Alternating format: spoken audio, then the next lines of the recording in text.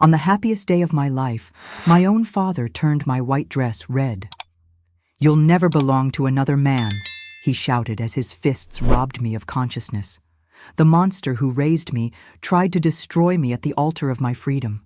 What a joy to be able to talk with you today. I'm Margaret Wilson, 78 years old, born in Cedar Rapids, Iowa, but I've been living here in Chicago for more than 50 years now. You can call me Grandma Maggie, like my grandchildren do. It's such a beautiful day outside, with the sunlight coming through my living room window. I love sitting here in this green armchair that my Harold bought for me about 15 years ago. From here, I can see the garden I tend with so much care. The begonias are blooming, you know. Each little flower is like a miracle to these old eyes. Every morning, after breakfast, I come to take care of my plants. I have a little bit of everything: rosemary, basil, mint, and even some roses that are the apple of my eye. I started this garden when I moved to this little house after Harold retired from the factory. He used to say I had blessed hands because everything I planted thrived. I think it's because I talk to the plants, tell them stories. They like to listen, you know? Just like you. On Sundays, my children come over for lunch with the grandkids. I have 5 grandchildren, each one more mischievous than the other. Valerie, 12 years old, already helps me make the apple pie that her grandfather loved so much. My Harold passed away 5 years ago, but it feels like just yesterday we were dancing in the living room to the old radio. These days, besides taking care of my garden, I'm part of a group of ladies at the church. We meet on Tuesdays to knit and crochet. Everything we make goes to families in need in the neighborhood. I started participating in this group after I became a widow. It was a way I found to occupy my mind and heart, you know? When we lose someone we love so much, we need to find new reasons to smile. Oh, before I forget, I wanted to ask a small favor from you. If you like my little story, click on that like button and subscribe to the channel. It helps this grandma continue sharing her memories with more and more people. It's like you're inviting me for a cup of coffee in your living room, understand? And you, my dear friends who are watching me now, tell me here in the comments, from which town are you watching me? And what time of day did you find this video from Grandma? Are you having your morning coffee, resting after lunch, or getting ready for bed? I always read all the comments, and I'm so happy to know where you're from and when you take a little time out of your day to listen to this grandma's stories. Tell me, okay? Let's create a chain of affection. Today, I want to tell you a story that I've kept in my heart for many years. A story about a girl who had to learn that sometimes love hurts, and that those who should protect us don't always do so. But it's also a story of overcoming, of how I found true happiness after so much pain. You know, life isn't always a bed of roses. Sometimes the thorns hurt us, and the wounds that take longest to heal are those made by the ones who should love us. But these scars also teach us the most valuable lessons, and that's how it was with me, when I was still a dreamy young girl, long before I became this white-haired grandma speaking to you today. I'll take you on a journey back in time, to my childhood, when the world seemed too big for a small girl growing up in the shadow of a man everyone respected, but who, inside the house, was a constant storm. I'll tell you how I survived that storm and found my rainbow. I was born in Cedar Rapids, Iowa in 1947, in a small brick house in the Kenwood neighborhood. My father, Edward Wilson, worked for the Rock Island Railroad, and my mother, Eleanor, took care of the house and us children. There were 3 of us: me, the oldest, my brother Richard, 2 years younger, and Martha, the baby, who arrived when I was already 7 years old. Our house was simple, but my mother kept everything very clean and organized. I remember the smell of floor wax that she applied every week, scrubbing on her knees with a rag. The walls were white, and in the living room was a shelf with some books and their wedding photo in a silver metal frame. In the kitchen, we had a wood stove that heated the entire house on cold winter days. The backyard was hard-packed dirt, with a cherry tree in the corner, some chickens scratching around, and a cement wash basin where my mother washed our clothes. Daddy left very early for work, while it was still dark, and only returned when the sun was already setting. Mama said he was a hard-working man and that we should be proud of him. And we were. At least until the door closed and we were left alone with him. From a very young age, I learned to read my father's mood by the sound of his footsteps when he came home. If they were light and quick, it was a sign that it had been a good day. We could smile and even ask a few questions during dinner. But if the steps were heavy and dragging, oh my God, it was the signal to stay quiet, heads down, only answering what he asked, without looking him in the eye. Your father has heavy responsibilities, Margaret. He has to support the whole family. It's normal that sometimes he gets nervous, my mother always said when she dried my tears after a more severe scolding from him. But I noticed, even as a child, how she trembled when she heard those heavy footsteps entering the house. In the mornings, I went to Roosevelt Elementary School, a few blocks from home. I liked studying, especially when Miss Thompson read stories to the class. She had a magical way of bringing words to life. She was the one who taught me to love books, to find in them a refuge for difficult days. After school, I played a little in the street with the neighborhood children. We played hopscotch drawn with coal on the ground, jacks, or spun tops. My best friend was Doris, daughter of Mr. Franklin, who owned the corner store. She had curly hair and freckles on her nose, and we laughed so much together that sometimes our stomachs hurt. But I could never play for long. Soon I had to go back to help Mama with the household chores. At 8 years old, I was already washing dishes standing on a chair to reach the sink. At 10, I already knew how to make rice without burning it. My mother said I needed to learn early to be a good housewife in the future. No man wants a woman who doesn't know how to take care of the home, Margaret, she repeated while teaching me to iron clothes or make soap with leftover fat. And you'll need a good husband someday. Sundays were special in Cedar Rapids. In the morning we went to Mass at St. Matthew's Church, me all proud in my only good dress, light blue organdy with a satin sash at the waist. Afterwards, if Daddy was in a good mood, sometimes he would take us for ice cream at Green Square Park, or to watch the movement of trains at the station. It was in these rare moments that I saw another side of my father. He knew the names of all the locomotives, explained how the machines worked, and even put me on his shoulders so I could see better when an important train passed by. His eyes sparkled when he talked about the railroads, and he smiled in a way we almost never saw at home. But as I grew older, these moments became increasingly rare. When I turned 12, I remember my body began to change, and with it, my father's gaze upon me also changed. Where before there was a certain distant affection, now there was constant vigilance, as if I were a prisoner who needed to be watched. "Girls shouldn't stay out late," he would say, pulling me by the arm when I spent a few extra minutes playing with Doris. "And it's time to stop with these childish games. You're becoming a young lady." It was around this time that the restrictions began to get more severe. I couldn't wear skirts above the knee anymore. I couldn't talk to boys, not even the neighbors' sons I had played with since I was little. And God help me if I was a minute late coming back from school. Punishment was certain. "Your father just wants to protect you," my mother justified in a low voice while hugging me after he yelled at me. I felt her thin body trembling against mine and realized that she was afraid too. "Men out there are dangerous, daughter. Your father knows the world better than we do." But I was already beginning to understand that perhaps the danger wasn't just out there. There were nights when I would wake up to the muffled crying of my mother coming from their room. In the morning, she would appear with dark circles under her eyes, or sometimes with a scarf tied around her head, covering marks that only much later did I understand what they were.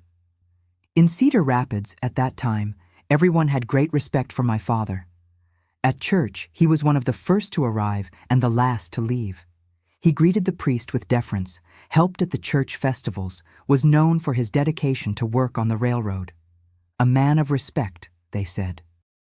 An exemplary family man. How could they not see what happened when the doors closed? How did they not notice the fear in my mother's eyes, the disguised bruises, the heavy silence that fell over our house when he arrived? At the 4th of July celebrations in town, when all of Cedar Rapids gathered to celebrate with bonfires, cider, and square dancing, my father transformed. He smiled at everyone, chatted animatedly, even danced with my mother. People said, "What a beautiful family, the Wilsons." And I, dressed as a farmer girl with braids and painted freckles, pretended it was true that we were really that happy family everyone saw. When I turned 13, the first great tragedy of my life came. My mother, who had been getting sick for some time with a cough that wouldn't go away, was diagnosed with tuberculosis.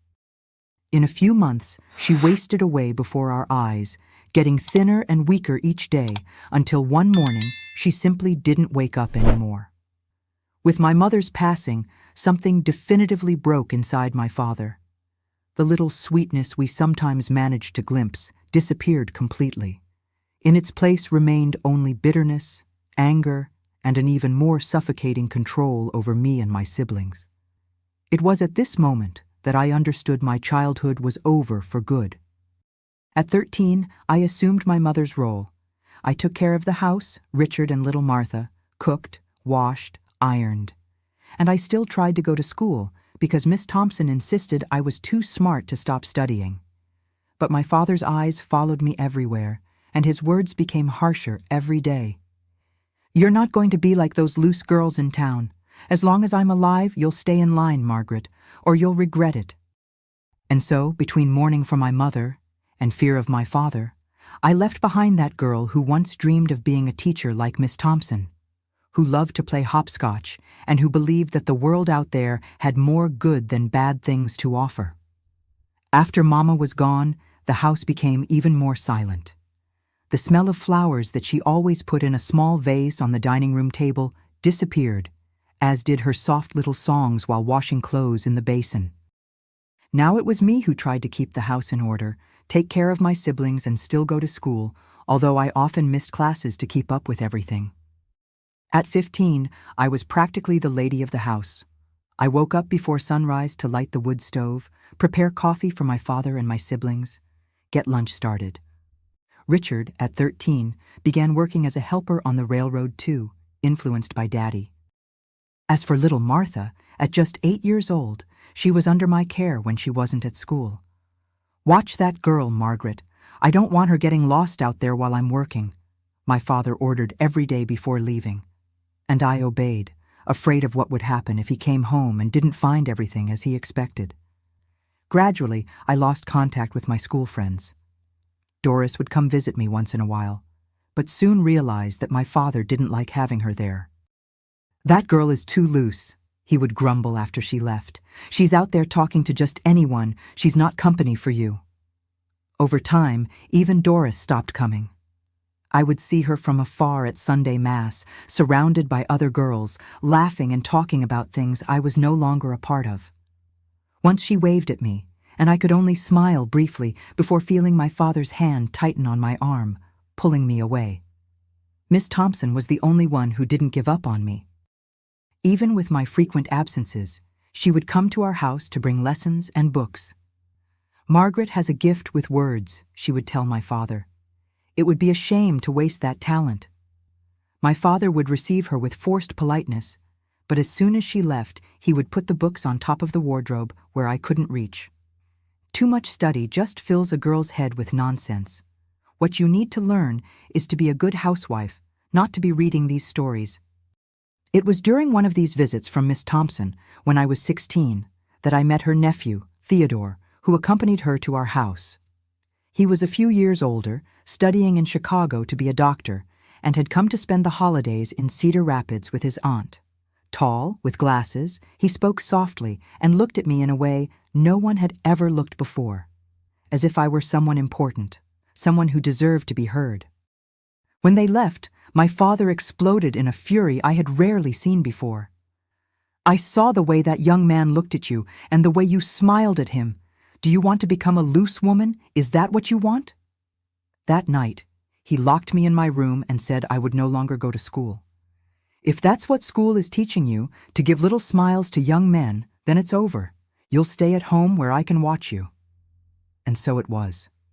From one day to the next, my studies ended. Miss Thompson still tried to intervene, but my father was unyielding. I had only completed elementary school, and my dreams of continuing to study died there, locked up with me in that small room with peeling walls. The following years were of indescribable loneliness. My world was reduced to the four walls of our house, to the washing basin, to the stove, and to my father's orders. Richard, who began spending more time away from home with his railroad friends, sometimes tried to defend me, but soon got beaten as well and would leave slamming the door. When I turned 18, something happened that would change everything. My father's sister, Aunt Judith, who lived in Chicago, came to visit us after years without showing up. She had married a merchant from the city and rarely returned to Cedar Rapids. It was she who brought a little light to my cloistered existence. "My goodness, Edward, what have you done to this girl? She looks like a bird in a cage," she said upon seeing me, so thin and pale, with downcast eyes and hands always busy with some household chore. "Margaret needs to live a little, meet people, have friendships." My father was furious with his sister's comments, but he couldn't treat her the way he treated us. Aunt Judith was a determined woman, one of those who didn't bow her head to anyone. And it was she who proposed something that sounded like music to my ears. "Edward, I need help at my home in Chicago. I have many social commitments with my husband and need someone trustworthy to help me with the house. Why don't you let Margaret come with me for a while? She could get to know the city, and I would pay her a good salary." My heart raced when I heard that. Chicago, the big city, a place far from my father's suffocating control. But my hope soon withered when I saw his expression. "No way. My daughter is not going to that city full of perdition. I've seen what happens to girls who go to Chicago. They come back shameless, with ideas that are no good." The discussion between them was heated, with Aunt Judith insisting that I was already of age and had the right to decide my own path. My father, in turn, pounded on the table saying that while I lived under his roof, I would follow his rules. I observed everything in silence, without the courage to interfere, but praying that my aunt would manage to convince him. And to my surprise, after much insistence and the promise that I would be under her constant vigilance, my father finally gave in, not without making it clear that it was a temporary situation. 3 months, not a day more, he determined. And if I hear of any inappropriate behavior, I'll come get her personally, even if I have to walk. That night, alone in my room, I cried with joy for the first time in years.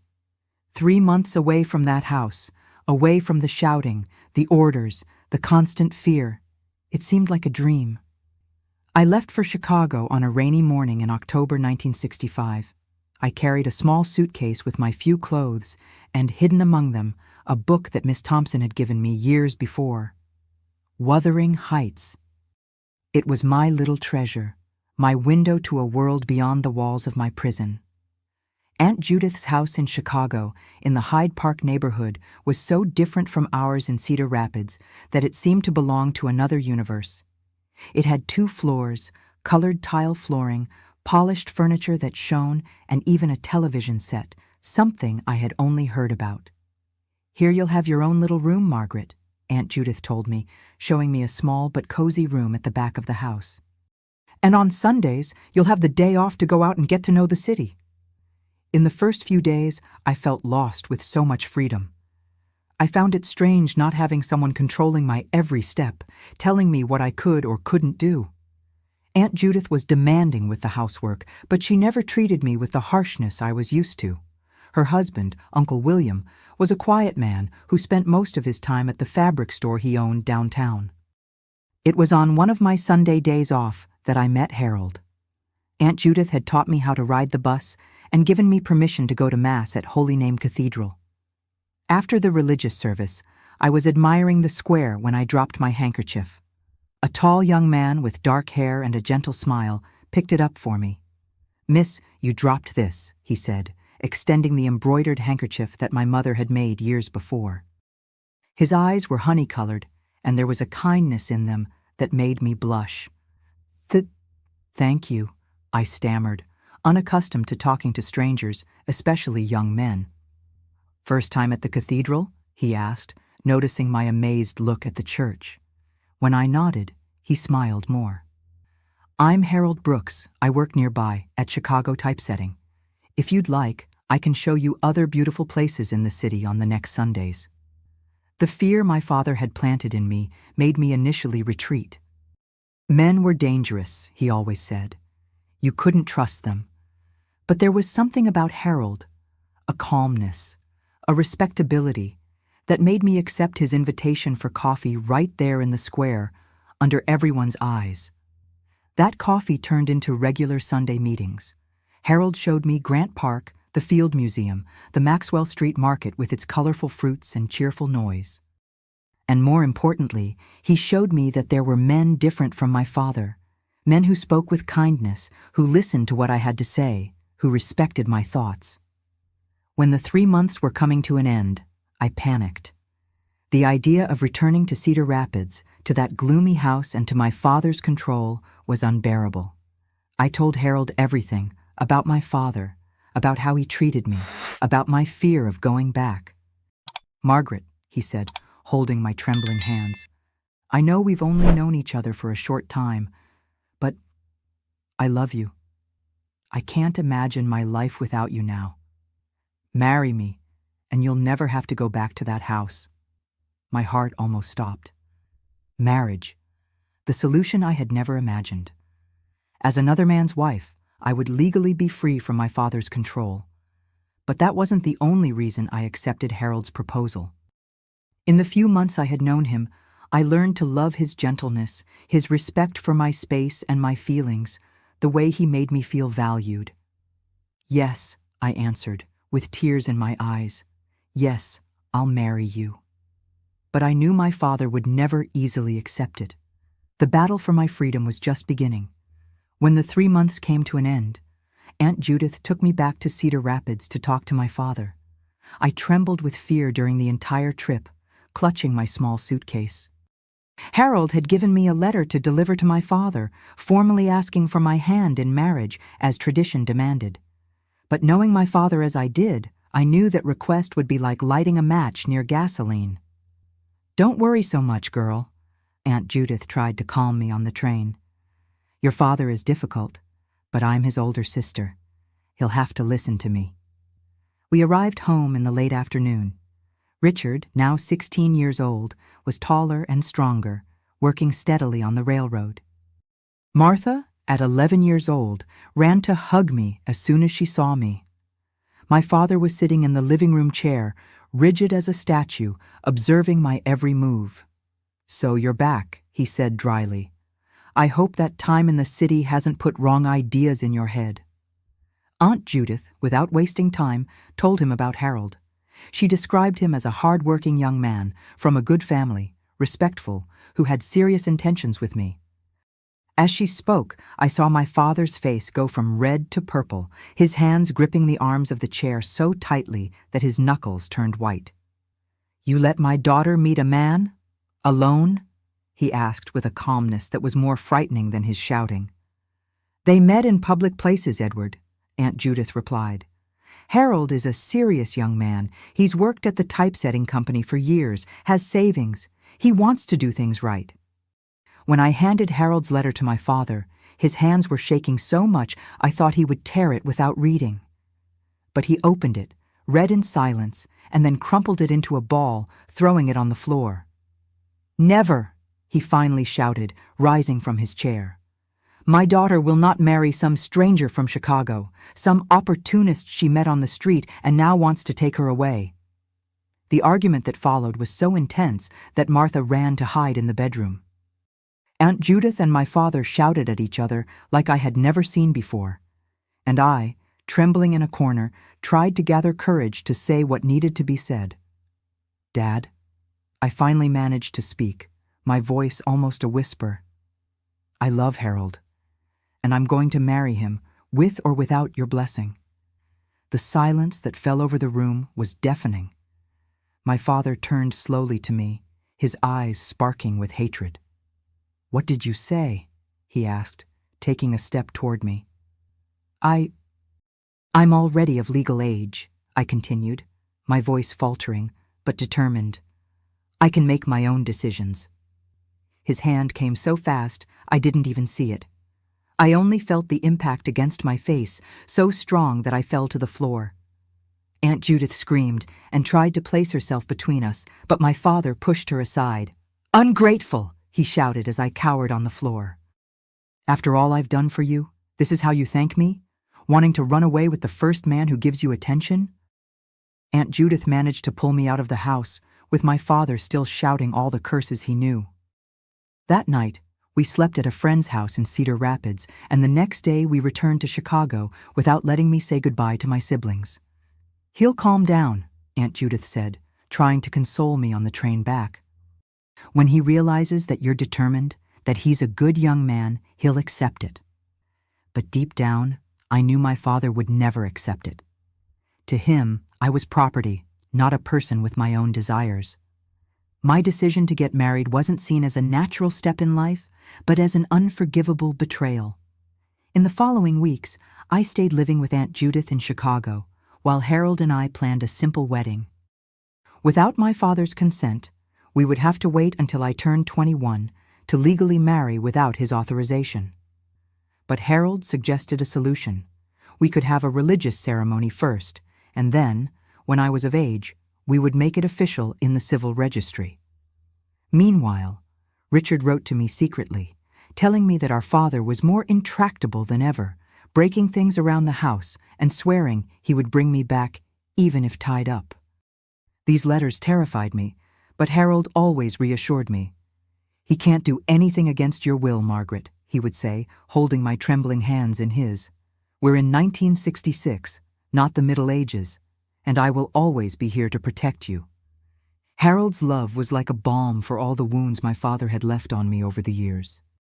His patience, his respect for my space and my feelings, the way he valued my opinions, all this was so different from what I knew that sometimes I wondered if I wasn't dreaming. We decided to set the religious ceremony for June 1966 at the small church of St. Mary of the Angels in Chicago. It would be something simple, with few guests, basically Harold's friends, Aunt Judith and Uncle William, and some colleagues from work. I also invited my siblings, but I knew it would be almost impossible for them to attend. To my surprise, 2 weeks before the wedding, I received a letter from my father. Aunt Judith brought it with a worried expression, saying it had arrived by mail. With trembling hands, I opened the envelope. The letter was short and dry. It said that he had reflected, and although he did not approve of my choice, he did not want his daughter to get married like an orphan. He informed that he would be present at the ceremony, along with Richard and Martha, to do things right. He ended by saying that, as a father, it was his duty to give me away to my future husband, despite my ingratitude. Those words left me in a whirlwind of emotions. On one hand, I felt an enormous relief at being able to have my siblings at my wedding, especially Martha, whom I missed so much. On the other, I knew my father too well to believe he had changed his mind so easily. "I don't trust him," I confessed to Harold when I showed him the letter. "My father never goes back on anything. He must be plotting something." "What could he do in a church full of people?" Harold argued, always optimistic. "Maybe he really thought better of it. After all, he is your father." I wanted to believe that. I wanted to believe that, deep down, there was a little true love in that man who raised me. That maybe he could see me happy and be happy for me. On the day of the wedding, I woke up with my heart divided between joy and fear. Aunt Judith had helped me sew a simple but beautiful dress of white satin with small pearls on the bodice. It wasn't luxurious like those of rich brides, but for me, it was perfect. When I arrived at the church, my heart almost stopped to see my father standing at the entrance, dressed in his best suit, next to Richard and Martha. My little sister, now 11 years old, was beautiful in a light blue dress and ran to hug me as soon as she saw me. "Maggie, I missed you so much. You look like a princess," she exclaimed, her little eyes shining with admiration. Richard, now almost a man at 16, hugged me tightly and whispered in my ear, "Be careful with Dad. He drank the whole way here." I felt a chill run down my spine. I looked at my father, who remained serious, observing me with those eyes that always seemed to evaluate me, to judge me. He wasn't smiling, but extended his arm to me, as tradition demanded. "Let's get this over with," he said in a low voice as we entered the church. The ceremony began. Harold was waiting for me at the altar, so handsome in his new suit, his eyes shining when he saw me. The small church was decorated with white flowers, and the scent of roses filled the air.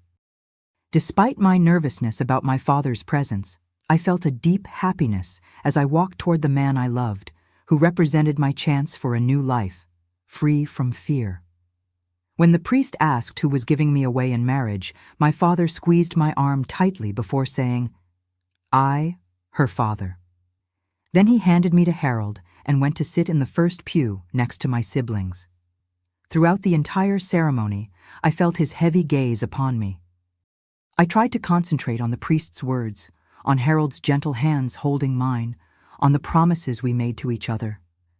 This was the beginning of my new life, I repeated to myself. From today, I would be Mrs. Brooks, no longer Edward Wilson's daughter. After the ceremony, we had a small reception in the parish hall next to the church.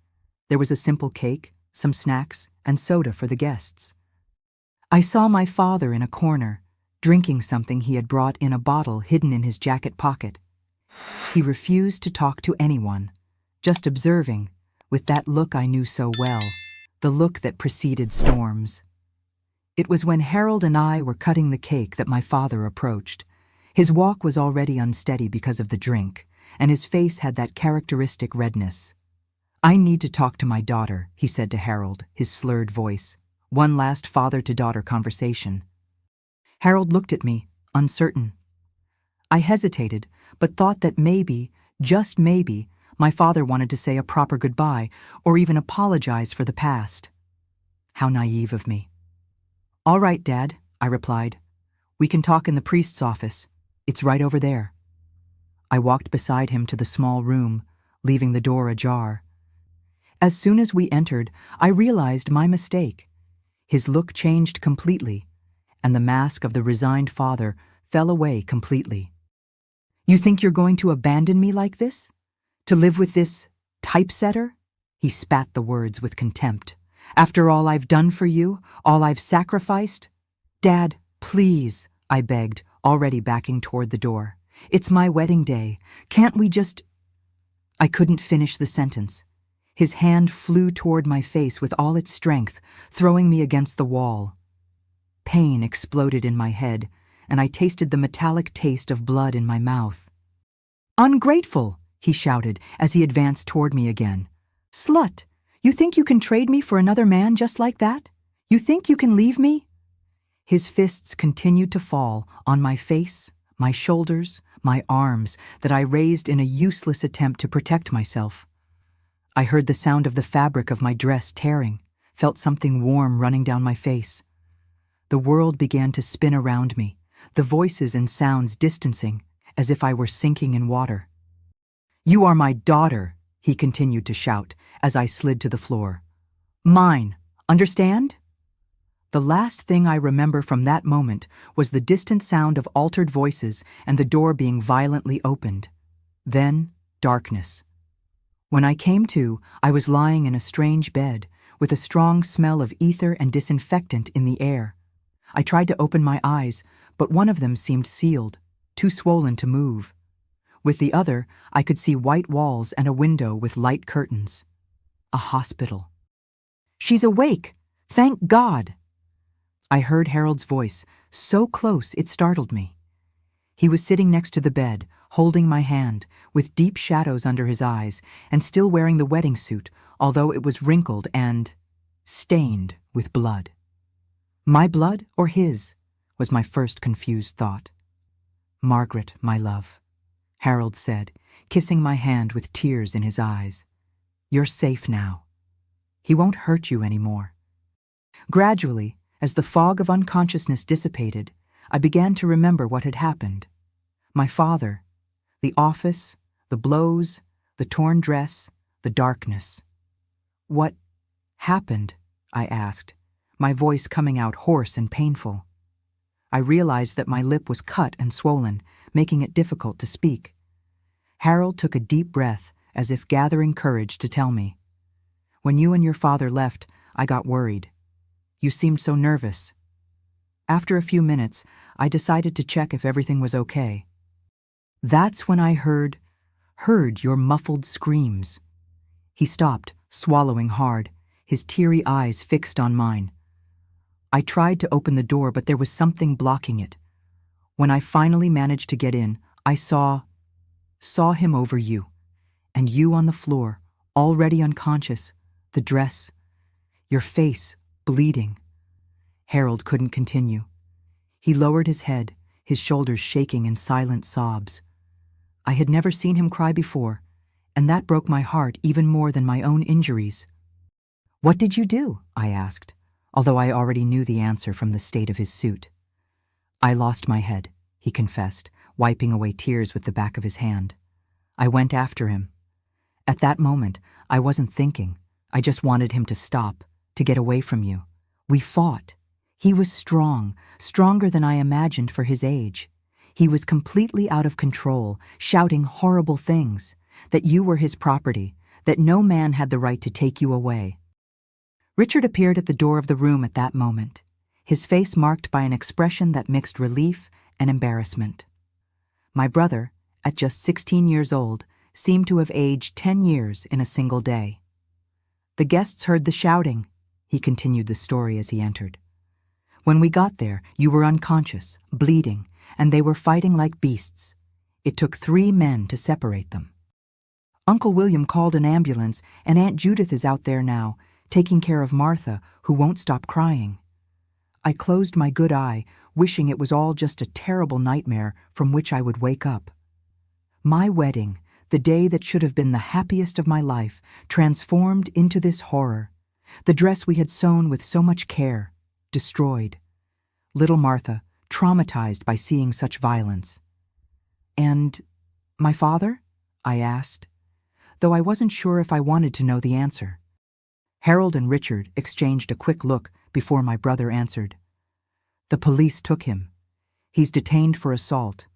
Many people witnessed the state you were in, and, well, there was no way to deny what he did." I felt a mixture of horror and relief. I never imagined that my own father would end up in a police station, arrested for assaulting me. Part of me, that girl who still hoped that one day he would love me as a father should love a daughter, wanted to cry for him. But another part, the woman who had survived years of his abuse, felt as if I could finally breathe. "The doctors said you were lucky," Harold spoke, changing the subject. "Despite the bruises and cuts, there are no serious fractures. The eye will de-swell in a few days, but you need to stay under observation because of the concussion." At that moment, the door opened again, and a doctor entered, followed by Aunt Judith. The doctor, a gray-haired gentleman with a kind expression, examined my injuries, asked some questions about pain and dizziness, and then gave me a comforting smile. "Mrs. Brooks will be fine," he said to Harold. "Physically, at least. The injuries will heal with time. I recommend absolute rest for at least 2 weeks." 2 weeks? Our honeymoon would be spent in a hospital room, with my swollen face and sore body. This wasn't how I dreamed the beginning of my marriage would be. When the doctor left, Aunt Judith approached the bed, her eyes red from crying so much. "My girl," she said, stroking my hair carefully to avoid touching the wounds. "I should have guessed. I should have foreseen that Edward would do something like this. His obsession with you was always sick." "It's not your fault, Aunt," I replied, although each word was a small agony for my cut lips. "No one could have imagined he would go this far, not even me, who knows him so well." Later that day, when I was finally alone with Harold, he sat on the edge of the bed and held my hand with an almost reverential delicacy, as if he feared I might break at the slightest touch. "Margaret," he said, his voice choked, "I want you to know that this changes nothing between us. You are still my wife, the woman I chose to share my life with, and I promise, on my soul, that never, ever will I allow anyone to hurt you again." His words fell like balm on the open wounds of my soul. For years, I had lived under the control of a man who said he protected me while destroying me inside. Now, I was beside someone who promised real protection based on respect and true love. "I just wanted to understand," I murmured, tears running down my bruised cheeks. "Why he hates me so much. What did I do to deserve such anger?" "It's not hatred, my love," Harold replied after a moment of reflection. "It's obsession, control. Your father couldn't bear the idea of losing the dominion he exercised over you. It's not your fault. It never was." That night, lying in that hospital bed, while Harold slept uncomfortably in a chair beside me, refusing to go home even for a few hours, I had a vivid dream. I dreamed of my mother, Eleanor, whom I hadn't seen in so many years. In the dream, she was sitting at the foot of my bed, wearing the same floral dress she used to wear on Sundays to go to Mass. Her face was serene, without the marks of suffering I remembered from the last days before her death. "Daughter," she said, her voice exactly as I remembered, "forgive your father, not for him, but for yourself. Forgiveness isn't for others. It's to free our own heart." I woke up startled, the hospital room bathed in the soft light of dawn. Harold was still there, sleeping in the uncomfortable chair, his face marked by worry even in sleep. And I understood that my mother, or at least my memory of her, was right. Forgiving my father didn't mean accepting what he did or allowing him back into my life. It meant freeing myself from the power that anger and fear of him still had over me. It meant rebuilding my life based on the love I had found, not on the hatred I had left behind. 3 days later, when I was discharged from the hospital, I went straight to the small apartment that Harold had rented for us in the Lincoln Park neighborhood. It was a modest place, with only 2 rooms, but to me, it represented a palace of freedom. In the months that followed as my physical wounds healed, Harold showed a patience and dedication I never imagined possible.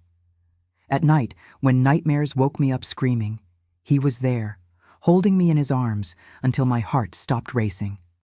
When I hesitated to leave the house, fearing to find my father at every corner, he gently encouraged me, never forcing, always respecting my pace. It was he who suggested that I go back to studying, completing my studies interrupted years before. "You always spoke of Miss Thompson with such affection," he said one night while we were having dinner. "She saw potential in you. It's not too late to resume it." With his encouragement, I enrolled in a night course for adults, while during the day I helped at the small stationery store that Harold opened a few months after our wedding, close to the typesetting company where he worked. With each small achievement, a good grade, a compliment from a teacher, the first time I managed to serve a customer alone in the store, I felt the bonds of my past loosening a little more. As for my father, I learned from Richard that he was released after a few weeks in jail. He returned to Cedar Rapids, more bitter and isolated than ever. He tried once to look for me in Chicago, but Harold prevented him from approaching, making it clear that he would call the police if he insisted. After that, I never saw him again. Martha came to live with us a year later, when we managed to get a larger apartment. My father had become even more intolerable after the incident, and my little sister suffered from his fits of rage. Richard, already almost a man, managed to convince him to let her come to Chicago to study at better schools. It was the last time we had any kind of contact with him. Life has a curious way of rebuilding what was broken. Like a ceramic vase that, broken into 1,000 pieces, is restored with golden threads, becoming even more beautiful and valuable than before. That's how I felt in the years that followed that terrible day in June 1966. With Martha living with us, our small apartment in Lincoln Park became too cramped. Harold, always attentive to our needs, found a larger place in the Rogers Park neighborhood, near the school where my sister studied. It was a simple 2-story house with 3 small bedrooms and a little backyard, where I soon began to plant my first flowers and herbs, the beginning of what would later become my passion for gardening. Our stationery store, Brooks Stationery, prospered modestly. It started as a small business, selling only basic school supplies and office items, but over time, we expanded to include textbooks and even a small literature section. Harold took care of purchases and accounting, while I attended to customers and organized the shelves. Martha helped after school, especially during the back-to-school period when business increased. In 1968, 2 years after our marriage, I completed my studies in the adult education course. Graduation was a moment of immense joy and pride. Wearing a cap and gown, I received my diploma before Harold's teary eyes and the enthusiastic applause of Martha and Richard, who came to visit us whenever he could. "Your mother would be so proud," Richard told me that day, hugging me tightly. It was the first time we had spoken of her in a long time, and I felt as if her presence was there with us, blessing that moment. It was during the party after graduation that Theodore, Miss Thompson's nephew, that same young man my father had so detested years before, reappeared in my life. Now a qualified doctor working at a public hospital in Chicago, he came with his aunt, who had been a special guest at the celebration. "I always knew you would make it, Margaret," he told me, with that same gentle smile I remembered. Aunt Elizabeth never lost hope. Miss Thompson, now retired and with completely white hair, was one of the people who most encouraged me to continue studying. She visited us regularly, brought books, and offered many times to look after Martha when we needed to work late at the stationery store. "You know, my child," she told me during one of these visits, "when you were a girl in Cedar Rapids, I saw a special light in your eyes. Even when your father took you out of school, I always knew that light wouldn't go out. It would just wait for the right moment to shine again." With her encouragement and Harold's constant support, I decided I wanted to go further. In 1970, I took the entrance exam for the English literature course at Northwestern University.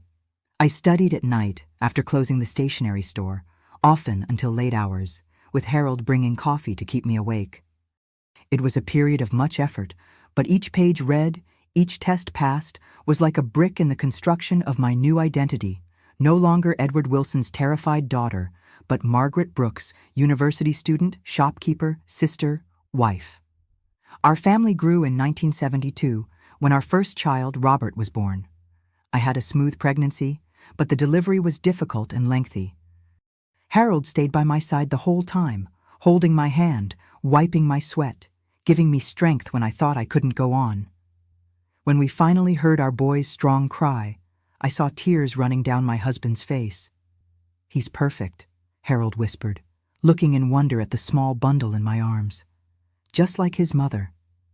Martha, now 17 years old, became a doting aunt and dedicated babysitter. She was finishing high school and dreamed of becoming a nurse. Richard, who had married a girl from Cedar Rapids and continued working on the railroad, came to meet his nephew as soon as he could, bringing a wooden rocking horse that he had carved himself. Robert's arrival closed the circle of love and protection around us even more. Looking at that innocent little face, I made a silent promise. My son would never know the kind of fear that marked my childhood. He would grow up knowing he was loved, respected, valued for who he was, not controlled for who someone wanted him to be. 2 years later, in 1974, our family was completed with the birth of Anne, our little girl with dark eyes and curly hair like her father's. With 2 small children, I had to temporarily suspend my college studies, but Harold insisted that I would return as soon as the children were a little older. "Your dreams haven't ended, they're just on pause," he would tell me, while cradling Anne so I could rest a bit. "We're partners, remember? We take turns so that both of us can achieve what we desire." And that's exactly what we did. When Anne turned 3 and started attending kindergarten, I resumed my studies. The routine was exhausting, waking up early to prepare the children for school, working at the stationery store during the day, attending classes at night, studying in the early morning hours. But every sacrifice was worth it when I thought about the example I was setting for my children. I graduated in English literature in 1978, with Harold, Martha, already a qualified nurse, Robert and Anne proudly applauding in the audience. Richard couldn't come this time. His wife was in the last days of pregnancy with their second child. It was during the graduation party that I received news that reopened old wounds. Uncle William, who still maintained some contacts in Cedar Rapids, learned through acquaintances that my father was very ill. Lung cancer, the result of decades of smoking those corn husk cigarettes that always accompanied him. The doctors gave him no more than a few months to live. The news hit me in an unexpected way. I thought I had already made peace with my past, that my feelings for my father, whatever they were already resolved within me. But I discovered there were still knots that needed to be untied. "What do you want to do?" Harold asked me that night when we were alone in our room after putting the children to bed. "I don't know," I answered honestly. Part of me wants to ignore it, move on as if he were already dead. After all, for me, in a way, he died that day in the church. But another part? Another part is still that girl who wanted her father's approval. Harold completed softly, knowing me as well as I knew myself. I spent weeks debating internally what to do. I consulted Richard, who also hadn't seen our father in years. He was clear. "I have no interest in seeing him again. He made his choice when he raised his hand to you that day." Martha, on the other hand, had hazier memories. She was very young when she left home, and although she had witnessed the traumatic episode of my wedding, her memories of our father were confused, moments of affection mixed with instants of inexplicable terror. In the end, I decided that I needed to see him one last time, not for him, but for me. To close that chapter definitively. To look into the eyes of the man who had hurt me so much and show that I had survived, prospered, become much more than he ever imagined I could be.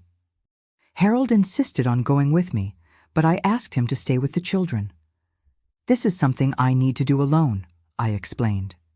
He understood, as always, but made a point of taking me to Cedar Rapids and waiting at the hotel while I visited the house where I grew up. The city had changed a lot in the almost 15 years since I left. New streets, buildings where there were once only low houses, the intense movement of automobiles that had replaced the carts of my childhood. But when I arrived at Kenwood and saw our old house, it was as if time had stood still. It was smaller than I remembered, more deteriorated. The yard where I used to play was covered with tall weeds, the cherry tree long cut down. I knocked on the door with my heart racing, not knowing what to expect or how I would react to seeing my father again. Who answered was a lady who introduced herself as Betty, a neighbor who had been taking care of him in the last months. "He has no one else," she explained, leading me inside. "His children left years ago. Not that I blame them." The interior of the house was even more deteriorated than the exterior. The smell of mold mixed with the odor of medicines and sickness was suffocating. The few remaining pieces of furniture were covered in dust and worn by time. And there, lying on an improvised bed in the living room, was he. I barely recognized the man who had once been my father. Edward Wilson, once strong and imposing, was now nothing more than a skeleton covered by yellowed and wrinkled skin. His eyes, sunken in their sockets, had lost that spark of fury that had so terrified me. When he saw me, a shadow of recognition passed over his face, devastated by the disease. Margaret, he murmured, his voice almost inaudible. "Is it really you?" I approached the bed, feeling a mixture of compassion and a strange detachment, as if I were looking at a stranger, not the man who had fathered me. "Yes, Dad, it's me." He tried to rise, but had no strength. A violent cough shook his fragile body, and Betty quickly brought a cloth to clean the blood that stained his dry lips. "I'll leave you two alone," she said, retreating to the kitchen. A heavy silence fell between us.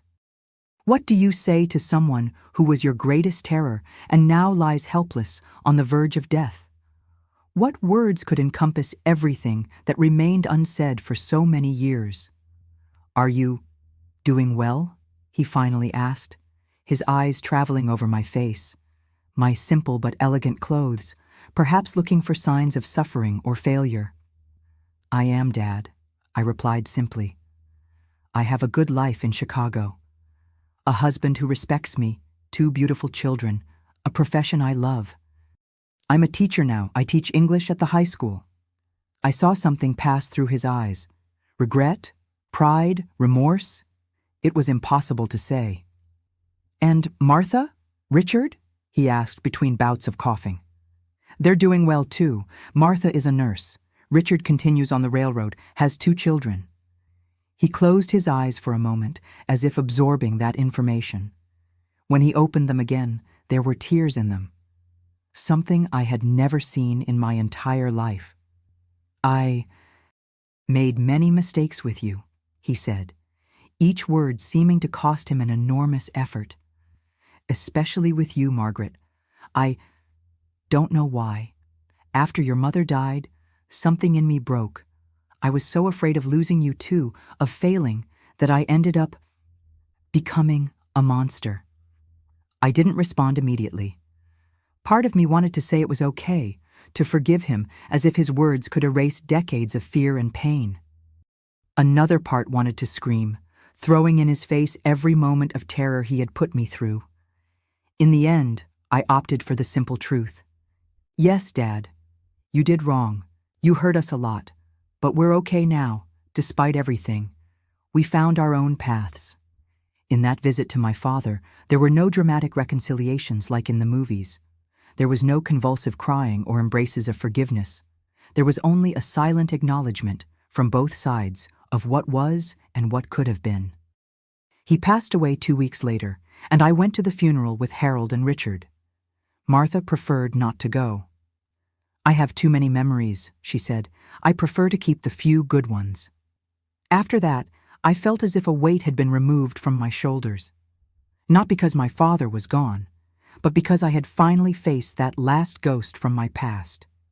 I was truly free to live the present and build the future. And what a future we built, my God! The years turned into decades, the children grew up, life followed its natural course with its joys and challenges. Harold and I grew old together, side by side, as we had promised that day at St. Mary of the Angels Church, despite all the adversities that marked the beginning of our union. Robert followed the path of education, like me. He graduated in history from the University of Chicago and is now a university professor. He married Linda, a college classmate, and they gave me 2 wonderful grandchildren, Valerie, who is already 12 years old, an intelligent and curious young lady, and Mark, 9, who has the same passion as his grandfather for books and stories. Anne, always independent and determined, chose business administration and works at a multinational company. She married a little later, at 38, to James, an engineer she met during a business trip. They have 3 children, the twins Henry and Harry, 7 years old, true whirlwinds of energy, and little Emily, only 3, the youngest who lights up our house with her toothless smile. I continued teaching English until I retired at 62. Harold sold the stationery store a few years earlier when the large wholesalers began to dominate the market, making it difficult for small merchants to compete. It was a painful decision, but necessary. With the money from the sale, we bought this house where I still live today, here in the Ravenswood neighborhood in Chicago. When Harold retired, we finally had time to fulfill some old dreams. We traveled across America. We visited the Grand Canyon, the beaches of Florida, the mountains of Colorado. They were wonderful years of discovery and companionship. How he loved to photograph every place we visited. I have album after album full of memories of these moments, which I proudly show to my grandchildren when they come to visit me. After he left 5 years ago, I had to learn to live in a different way. The first months were the most difficult. 53 years together, and suddenly, that emptiness in the bed, that silence in the house, that empty chair at the table. There were days when I thought I couldn't go on. It was my children and grandchildren who helped me find a new purpose. Robert insisted that I move in with them, but I'm too stubborn to give up my independence. Son, your mother has lived in a cage once in her life. Now I need my own space, I explained to him. He understood, although he continues to show up by chance almost every day to check if I'm okay. It was Anne who suggested that I start taking care of the garden. "Mom, you've always had a way with plants. Why don't you transform that backyard into therapy?" she said, and that's what I did. I started slowly with some hardy flower seedlings, daisies, petunias, begonias. Then came the herbs, rosemary, basil, mint, which I use to make teas and season food when the family comes for Sunday lunch. Today, my garden is my refuge and my pride. Each plant has a history, each flower represents a phase of my life. The roses, so delicate but with protective thorns, remind me of the lessons I learned about strength and vulnerability. The sunflowers, always facing the light, teach me to look at what's good, even on cloudy days. And so I go on, one day at a time. On Tuesdays, I participate in the craft group at the parish. We are 8 ladies who knit, embroider, and talk about everything, from recipes to international politics. On Thursdays, it's the day to take Mark, my grandson, to his guitar lesson. He insists that I am his #1 fan and need to be present for each progress. On weekends, the house is full. Children, grandchildren, everyone comes for Sunday lunch. I insist on cooking myself, even when Linda and Anne insist on helping. "Let Grandma do what she loves," I say, while preparing that beef stew that was Harold's favorite. After lunch, while the adults chat in the living room, I take the little ones to the garden. I teach them the names of the flowers, how to care for each one, the importance of bees, the cycle of life that renews itself each season. Valerie, the oldest, can already identify all the medicinal plants and knows what each one is for. "Grandma, when I grow up, I want to be a botanist," she told me the other day, and my heart filled with pride. At night, when everyone has gone home and the house returns to its usual silence, I sit in my green armchair, that same one that Harold gave me so many years ago, and look at the photographs on the shelf. My mother, so young in that old black and white photo. Harold on the day of our graduation. Robert and Anne as children playing in the backyard of the Rogers Park house. The grandchildren at different stages. A whole life captured in images. Sometimes, I confess, I talk to Harold as if he were there with me. I tell him about the day, about the mischief of the grandchildren, about a new flower that bloomed in the garden. "You would like to see this," I say to his portrait on the small table beside me. And somehow, I feel that he does. My dear friends, in telling this story that I've kept for so long, I don't seek to arouse pity or compassion. I share these memories because I believe that our scars, when exposed to light, can illuminate the path for others who are still walking in darkness. I learned that age doesn't define our strength, but rather our ability to start anew each day. When I look back at that frightened girl in Cedar Rapids, at the bride with the bruised face, at the young mother determined to study, I see different versions of myself. All of them brought me here, to this white-haired lady who speaks to you with an open heart. My wrinkles are maps of survival. Each one tells a story of pain overcome. I carry invisible marks that only God and I know, but they don't define me. What defines me are the choices I made after each fall, the decision to get up even when it seemed impossible. Time doesn't heal all wounds, but it teaches us to live with them and still smile. There are days when I still dream about that dark room in Cedar Rapids, about that room in the church where my own father tried to destroy my happiness. But I wake up and see the sun coming through the window, hear the birds in my garden, and know that I won. My story isn't about what was done to me, but about how I chose to respond. I could have become bitter, distrustful, unable to love. Instead, I chose to trust, to build, to flourish. I chose to be for my children and grandchildren the opposite of what my father was to me. A safe harbor, not a constant storm. I discovered that we are stronger than we imagine, especially when we think we can't take it anymore. In the darkest moments of my life, when I thought I was alone, someone always appeared to extend a hand to me, Aunt Judith, Miss Thompson, my dear Harold, and later, my children and friends. If you're going through difficult times, if someone who should love you is hurting you, know that you're not alone. In every city, in every country, there are people ready to help. Seek information about protection in your region. Trust those who deserve your trust. Don't isolate yourself. Life taught me that even in the deepest darkness, our inner light never goes out. Even in the worst circumstances, we have within us the seed of overcoming. I never allowed my dignity to be stolen, even when they tried to take everything from me. I learned that true strength isn't in never falling, but in getting up every time. Falls are inevitable, but staying on the ground is a choice. Always choose to get up, even if you need help to do so. My dear friends who are watching me, if this story touched your heart, please click like and subscribe to the channel. Each subscription gives me strength to continue sharing experiences that can make a difference in someone's life. If you know someone who is suffering under the abusive control of another person, share this video immediately. Your action could be the first step toward that person's liberation. Leave in the comments the word courage if you watched until here. This simple word represents everything I wished for years and finally conquered. Do it now. Don't wait even one more minute.